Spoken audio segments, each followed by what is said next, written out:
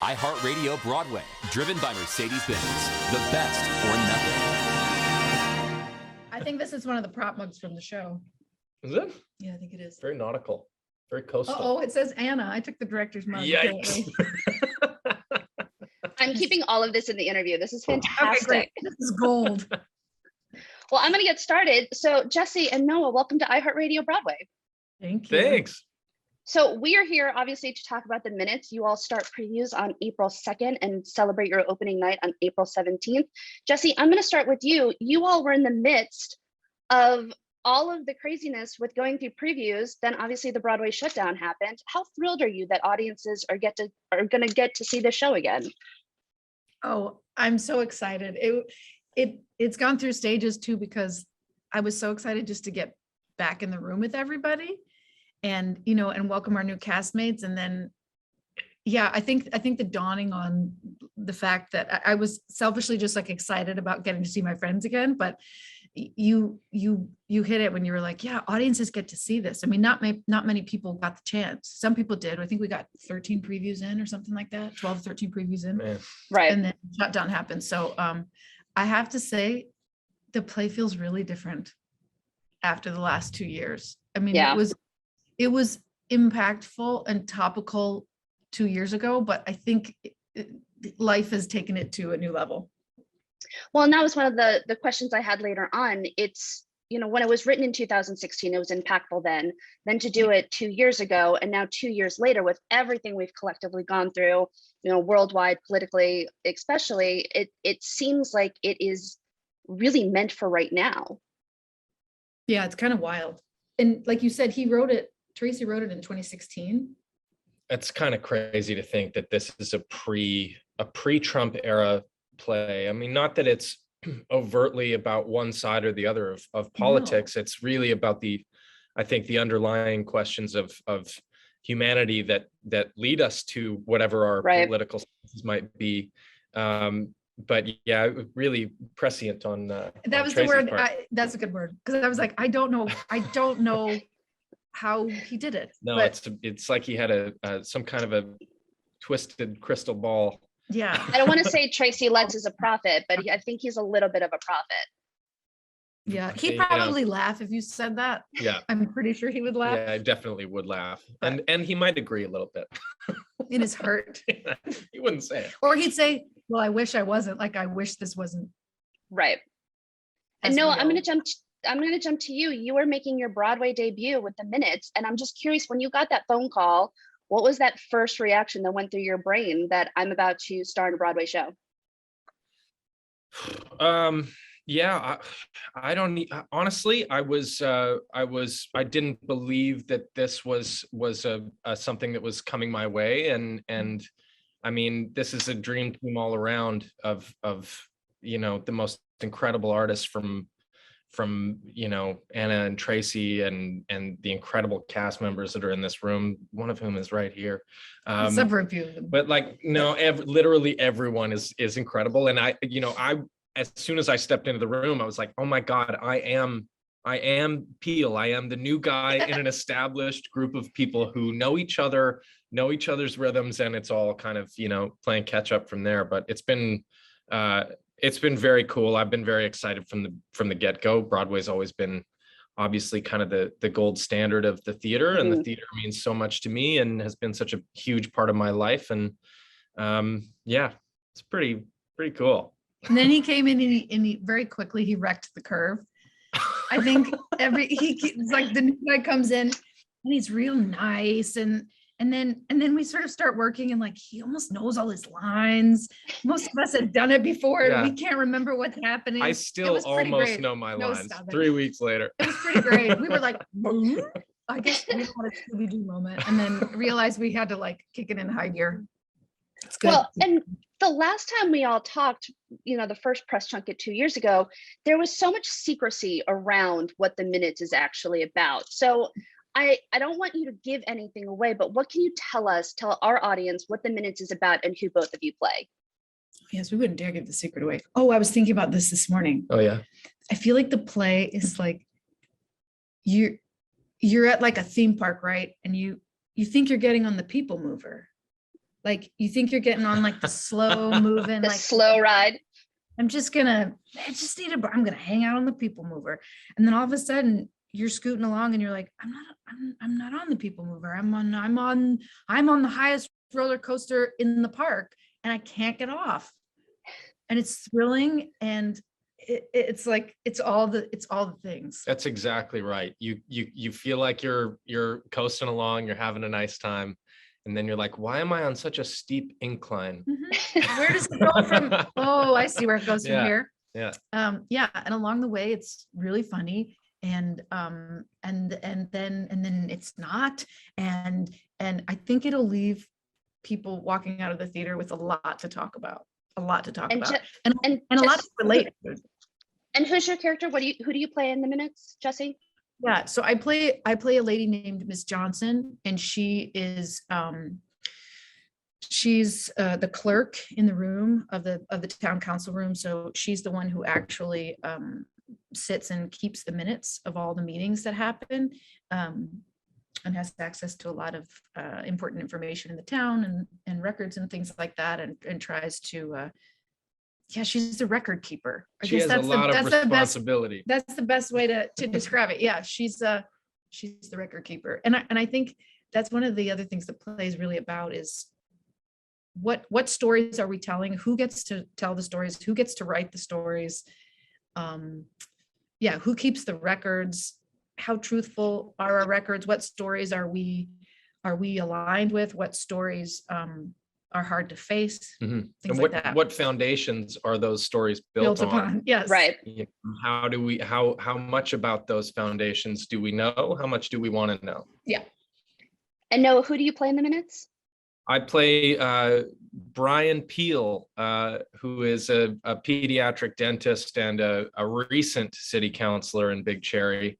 Mr. Peel has Dr. Peel, Mr. Brian Peel has missed the last meeting due to a family situation, and something has happened at that meeting that no one will really tell him very much about. And Mr. Peel is the kind of guy who wants to do things the right way. He wants to make a positive impact and feels that he's in a position to do so with his new role as a city councilor, and so he goes about trying to do the right thing.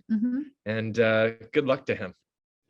So I always feel like a Tracy Let's Play is you go in knowing that you're about to go on a roller coaster ride with any of Tracy's pieces. But with this, I've always been curious what it's like being not only in a Tracy Let's Play, but also having Tracy Let's in that play as well. I'm curious what that relationship is like with having both the playwright and the actor in the same production with the both of you. Well, he's in the room as an actor and a playwright, and the set is sort of the room is set up as like this arc of tables and chairs, and we're facing the audience, and he's in the middle. You're kind of in the middle too. You're to his right, and then I'm all the way at one end. And I sometimes wonder if Tracy, I just stare at Tracy a lot, both in the play because he's sort of our leader, and in rehearsal too, because I'm just always fascinated by what he's thinking, how he's reacting to things, because I know he's reacting as an actor, but there's a little side of his brain that's watching it as the playwright as well. Because he said early on, and Anna Shapiro, our director, said, like, we're still working on a new play. There are still things we're finding and cracking open and sort of dissecting and making sure that all the elements are working together. And so I love watching, I think, the playwright side of his brain work too, because the team is always checking in on how things are working and what story we're telling, and if it's indeed aligned with the story that we're intending to tell. So it is pretty magical to get to witness his process on both sides of that line and see, okay, you know, as brilliant as we all know he is as a playwright, he is an incredible actor. So to get to sort of stand there and witness his mind shift and work, and he's the mayor of the room in many senses. You know, like he's true. It's also just super cool when he comes in with like a tiny little rewrite tweak, and he'll just announce that a couple of changes, and it'll be like a word here, a word there, and all of a sudden, like the rhythm of it just kind of like clicks in, Yeah, and it's wild. instantly hilarious or more truthful or honest. Or his writing is so rhythmic that you know, the music of it is pretty specific, and it's very cool to get to watch him just adjust that ever so slightly. Yeah, it's so intentional.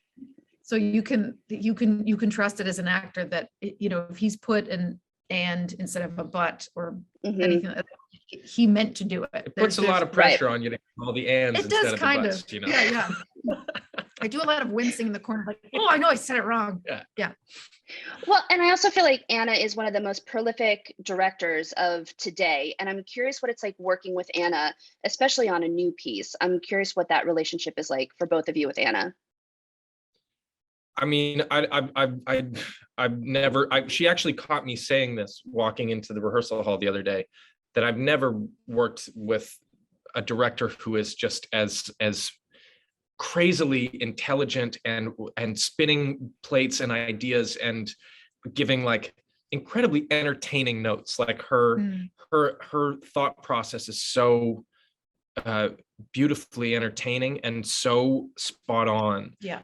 She is a student of human behavior and an expert communicator and an empath and a stand-up comedian all at once. I mean, it's pretty rocking to get to be in her rehearsal hall. Absolutely. I feel like it's really rare to have the combination of her intelligence and her generosity in a leadership position like that. And she's so, more so than I think anybody else I've worked with, she's so aware of what her job is. Also, I think because she's a teacher and she teaches directing. So the way she speaks to actors, the way she'll even say sometimes, I don't do what you do. So if something's unclear, let me know, because I can't get inside of it. That, you know, that's not my job. Let me know what you need, because my job is to keep an eye out for the big picture and tell you what I'm seeing from afar. And yeah, and what you said, and to have that kind of like clarity, but also be really, really good with human beings is really rare. It's such a pleasure.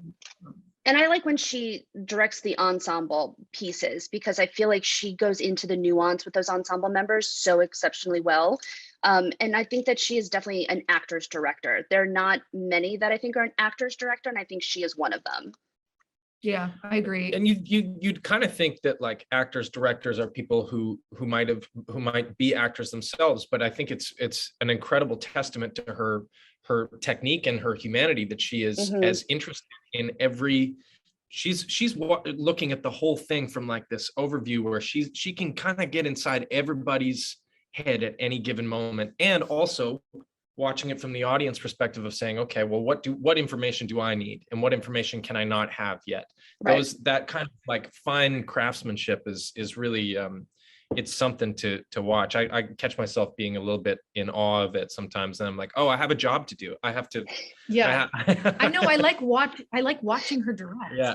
And flip through it. You should go, I'm not going to give that note yet. Yeah. Or I'm not ready to give that note. Or I need to work on that. But it's like, she's so trustworthy. Anytime she says, I don't know the answer to that yet, you're like, you can believe her. It's not one of those, she's not trying to like pull the wool over your eyes, as in she does. Right. Like, I don't know yet because I don't have the full information to give you the answer that will be helpful to you yet. I can tell you about this and that, but we don't know this piece yet because we haven't gotten to such and such, or we haven't clarified this moment later.